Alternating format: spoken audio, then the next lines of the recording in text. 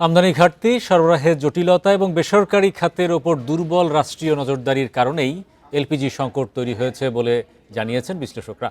রাজধানীর সিরডাপ মিলনায়তনে এক আলোচনায় ব্যবসায়ীরা বলেন, বিভিন্ন সংস্থা থেকে অনুমতি নেয়া এলপিজি ব্যবসার জন্য বড় বাধা।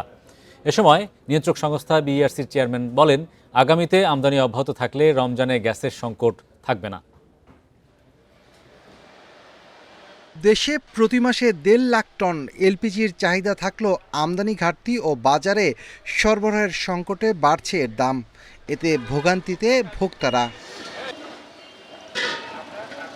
এলপিজির বাজার নিয়ন্ত্রণে চ্যালেঞ্জ নিয়ে আলোচনায় বক্তারা বলেন, দেশে এলপিজি ও গ্যাস খাতে সংকট বাড়ছে।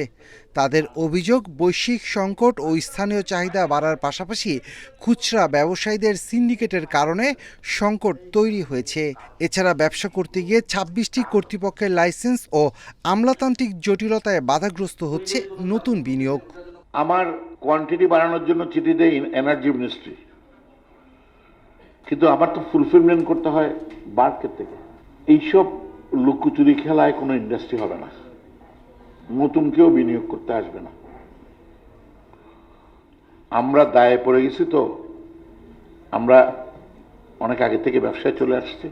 এ সময় আলোচকরা বলেন, তিতাস গ্রাহকদের পর্যাপ্ত গ্যাস না দেওয়ায় এলপিজির চাহিদা বাড়ছে, আর আমলাতান্ত্রিক জটিলতায় আমদানি ও দামের ক্ষেত্রে স্বচ্ছতার অভাব রয়েছে।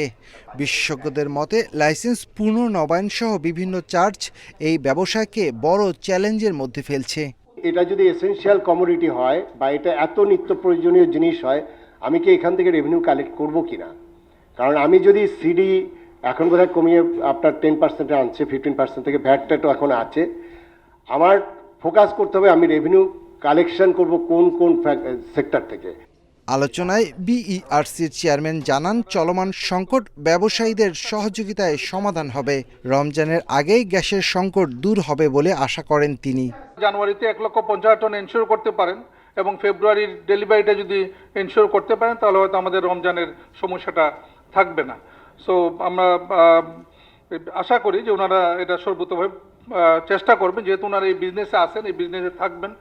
এলপিজির দাম নিয়ন্ত্রণে ব্যবসায়ী বান্ধব নীতিমালা তৈরি করা হচ্ছে বলেও জানান খাত সংশ্লিষ্টরা।